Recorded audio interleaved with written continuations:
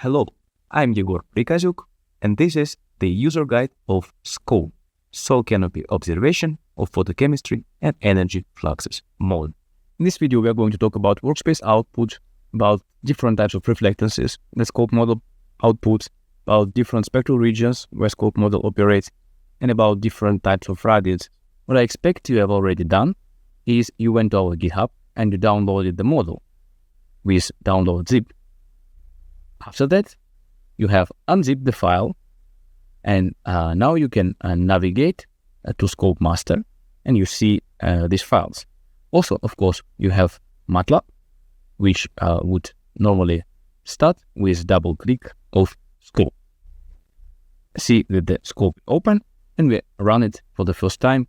The first run has 100 simulations, and hopefully you get the same message that the output is the same as in the verification dataset, which means we are good to go. This video is about workspace outputs, so it makes sense to make single simulation to have all the controls.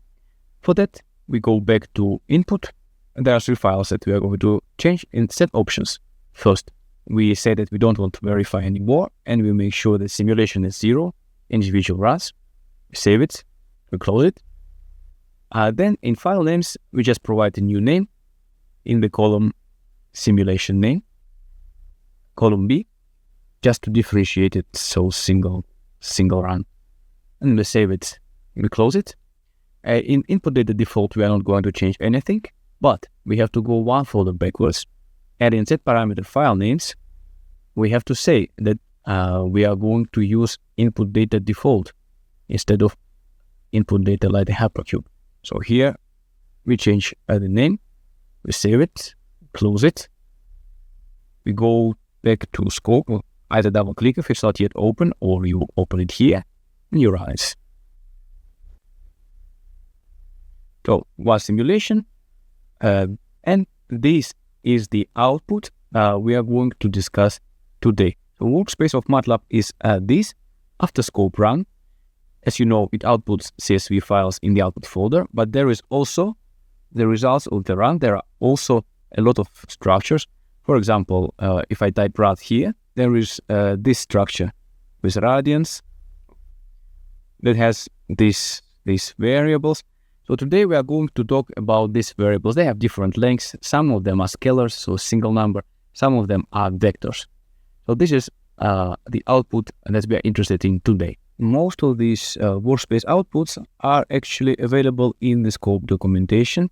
So you can either search, for example, for rad, and then you will see that this is the structure that is available here in programmer reference structs, constant structs, output structs, rad.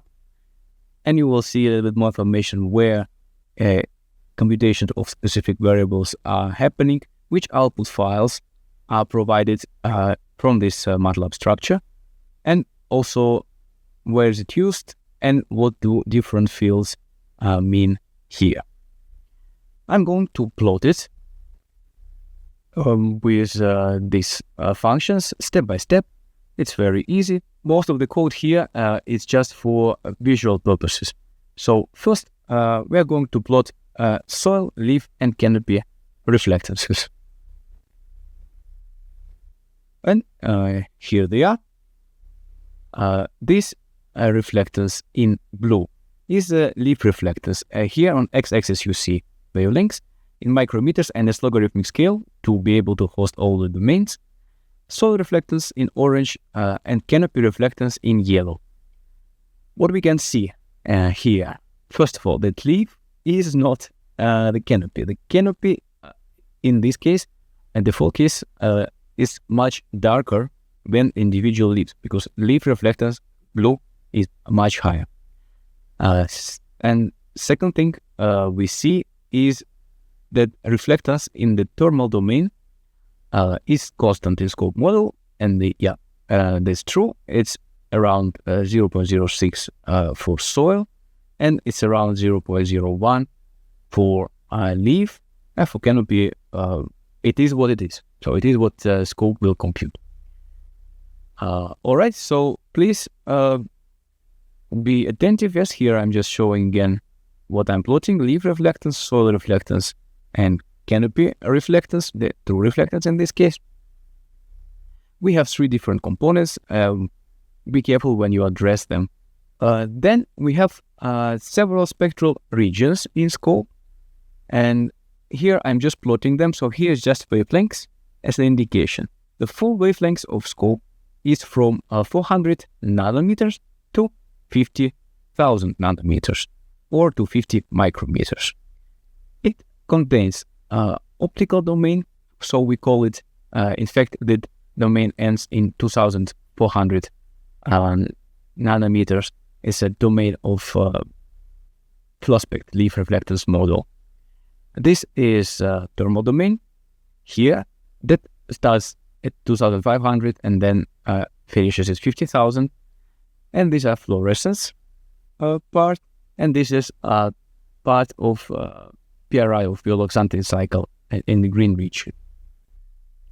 I'm going to show you here how this looks like when we plot different spectral output.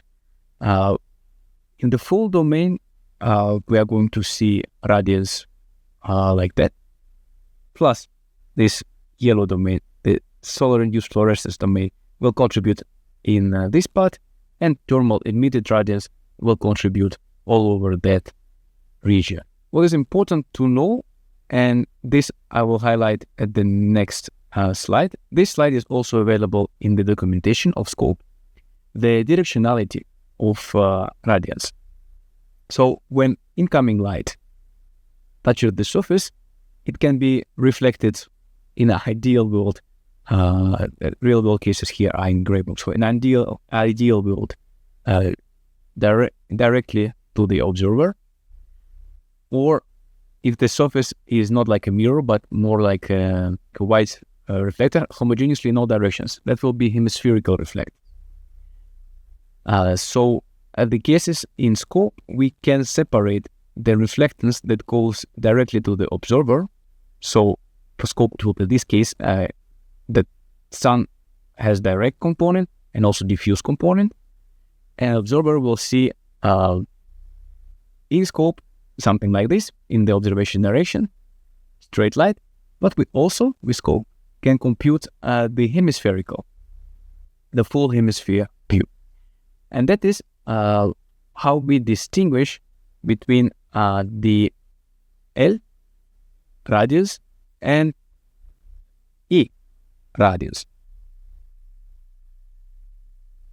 I'm going to put it this way.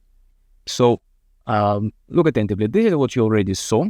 LO, LOT, LOF is radius in the observation direction. The range is around 80. And radius hemispherically integrated is around 3 times higher. Well, around 3 times is not a surprise because the difference is pi, the factor of pi.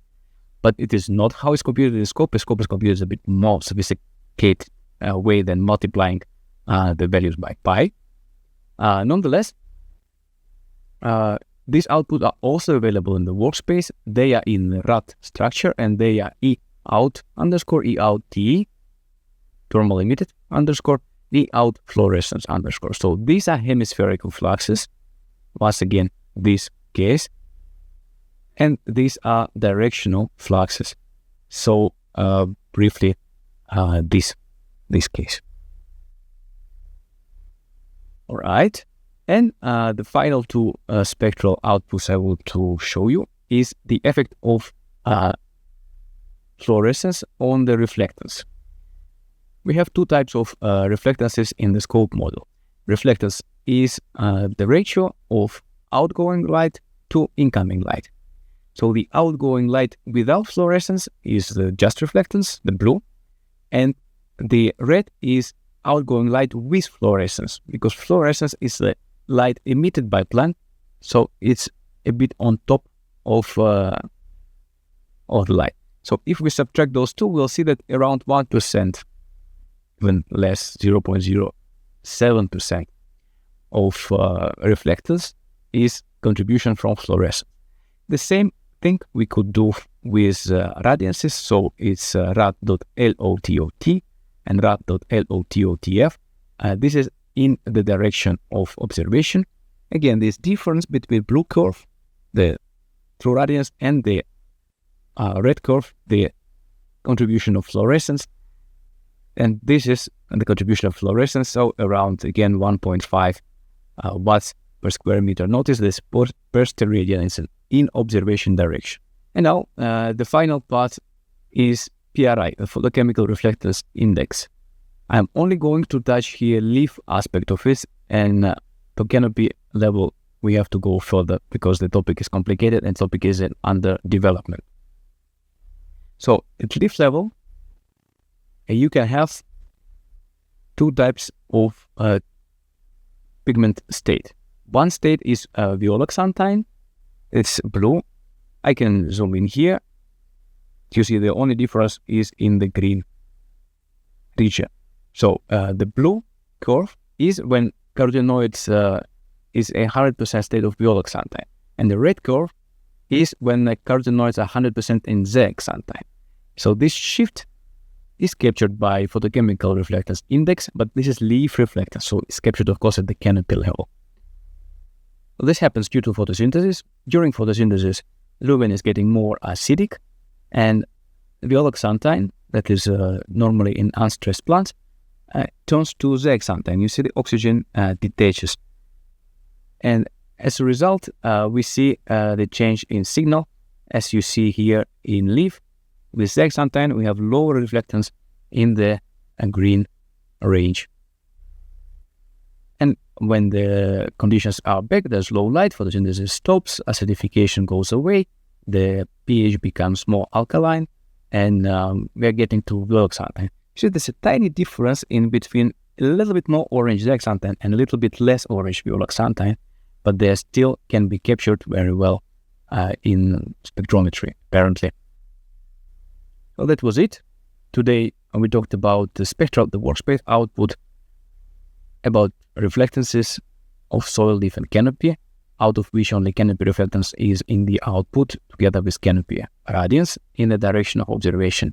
The other spectral quantiles are available in the workspace after the run. See you in the next videos.